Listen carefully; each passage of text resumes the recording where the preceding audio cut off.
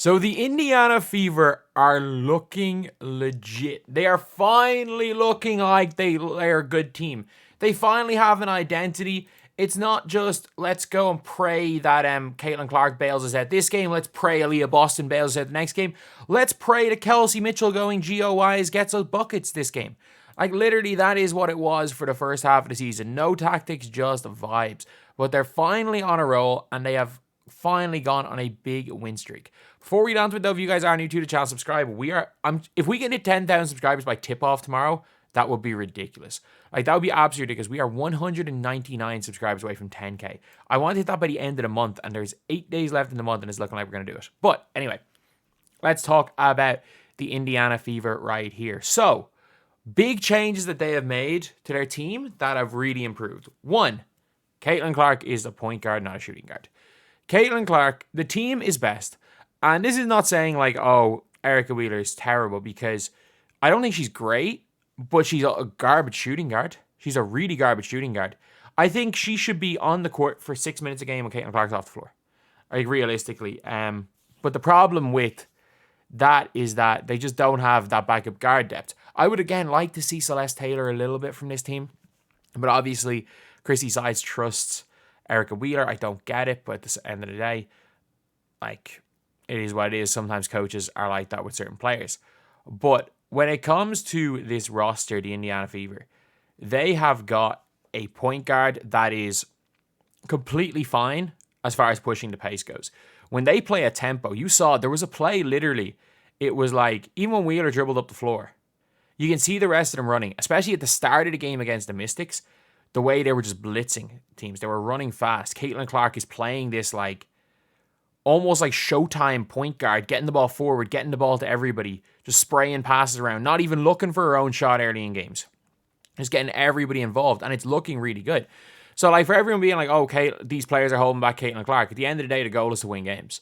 At Iowa, Caitlin Clark needed to drop 40, because as good as as good as Kate Martin was, as good as, like, it was a bit different when Sinana was there, but as good as Stolke was, like, Stolke was living off Clark. She was a runner. More so, she was a runner as much as she was a basketball player. As good as Gabby Marshall was, as good as a Fulter was, like, these players were not going to be leading a team anywhere. Like, if Kate Martin was the number one option on her team, like, it's a bad college team. I know she's a WNBA player, but she fits a role, and she played that exact role in college, and she's able to do that at the WNBA level. But if she was in another college other than Iowa that wasn't super, super college, like, you could have put her on a UConn and she would look great, but if you put her on a poor college, she wouldn't have been up to much. Like, if you had put her on Holy Cross, for example, she wouldn't have been as good as Breanna Stewart Cassidy. So, yeah, like, her role, what she does best at in the WNBA is that push the tempo, like a pace setter, run the floor role. And a lot of people are talking about her individual turnovers. She's going to set the all-time record for turnovers. It is what it is. If the turnovers come with increasing the pace and the team winning, who cares? Like, I'm being dead serious. Who cares?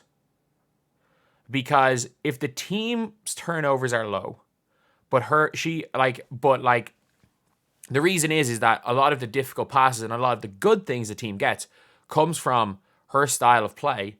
Who cares about the turnovers? Really, who cares? She's probably going to average 5 turnovers a game for the rest of her career. But regardless of the assist numbers, people are like, oh, she just needs to get the assist numbers up and the turnovers a little bit down. It's like, one, the turnovers numbers will go down when players will catch the ball. Like, 3 of her turnovers yesterday were bad passes, 1 of her turnovers was travel, and 3 of them were her teammates not being able to catch the ball. And she tried, her first turnover was a dribble handoff where Kelsey Mitchell didn't put her hands near the ball. She went for a dribble handoff and Kelsey Mitchell just ran and hit the ball with her chest. Like, that is not on Caitlin Clark. Another one, she threw the ball to Katie Lou Samuelson, who jumped up. The ball was like, jumped up, had her hands up, and instead of catching the ball, just batted it. So I'm like, it was like in catching range. So the numbers don't really matter. What does matter is the pace and the tempo of play. And a lot of people are like, oh, she can get those assist numbers up to 9 or 10. At the end of the day, that doesn't matter.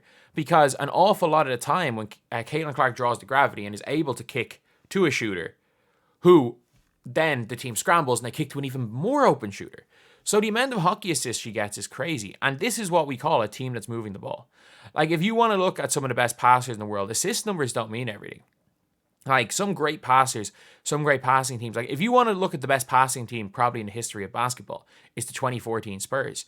None of them averaged major assist numbers because it was just pass, pass, pass, pass, pass, pass, pass. They didn't care who got the assists, and that's what the Fever are looking like now.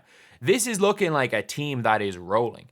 They have a big four where none of them dominate the ball or dominate the shots. Caitlin Clark dominates the ball. Aaliyah Boston is an elite interior defender. Still not the greatest moving her feet. Like, there were a couple of times during the game where she put her hands up to try contest a shot, and when the shot went up, she didn't even turn around. She didn't even turn around to box out. She literally put her hands up, stood with her hands up, staring at Tina Charles, and Tina Charles reached over and grabbed the ball. So it's like, things need to improve as in general with the team, but the pace they're playing at is great because you're now seeing Kelsey Mitchell shoot less shots, but shoot them incredibly efficiently. Kelsey Mitchell is shooting better shots. It's not that players need to shoot more shots, the players need to shoot better shots. And people are like, oh, Caitlin Clark needs to like stop pulling from 30. It's a bad shot. One, ironically enough, like the pulling from 30 is a good thing because one, she shoots a higher percentage from that distance, and two, Caitlin Clark's still getting face guarded from full court, and they're finally figuring out a way to use that gravity. And if Caitlin Clark eliminates the deep threes from her game, they won't face guard her from out in the perimeter. It won't free everything up. What they're now doing is a lot of these elevator screens. Caitlin Clark's a decoy 90% of the time. But she comes off that screen. Every single time, the big is going to hedge. And I've always been saying, it's like, just dive. You're now seeing Alyssa Smith dive. You're seeing players cut. Still not a good defensive team. Not an offense. Alyssa Smith has the best touch I've ever seen around the basket. Sorry. She's the best touch I've seen in the WNBA. Like, the amount of crazy finishes she gets, Aaliyah Boston's starting to seal. Like, I'm telling you, this is one of those funny questions like, oh, if you could combine two, like, non-all-star players, whether or not you believe Angel Reese an all-star, if you combine two non-all-star players into one, and they'd be the best player in the league, that's probably Alyssa Smith and Angel Reese. If you combine the two of those players in, neither of them, or Angel Reese might be an all-star, and Alyssa Smith definitely won't be, but that's certainly the best team in the league. So, yeah, it is a team that is absolutely rolling. They have been looking exceptionally good, and I'm looking forward to seeing how they get on the rest of the year. I'm really looking forward to this game against the Chicago Sky tomorrow. I think this is the first time like they're the big favorites to win. But yeah, I'm excited. I think this is a team that is rolling, and they're really exciting to watch. They're not quite Iowa, but this team, the last 4 games with the pace that they play at, has been one of the most exciting WNBA teams to watch. And it's like Temi coming back, and they just need that one free agent. Like, obviously, Wheeler's gone, so they have a max contract to fill up. If Katie Lou Samuelson ends up getting taken in the expansion draft by the Valkyries, which if she's not protected, she probably will be, and because of her big salary, you might be able to get someone better.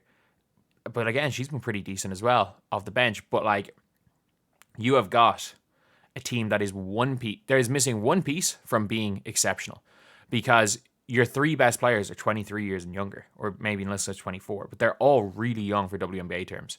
Your 3 of your 4 best. And you've got Kelsey Mitchell there, who can be the vet. She can be the vet on this team. And you've got a team that's going to be continuously getting better. So yeah, I am quite excited about this Indiana Fever team. I think they're going to be they're easily going to be one of the best teams in the WNBA in a few years. And I think they're on track to becoming a good team a lot quicker than we thought.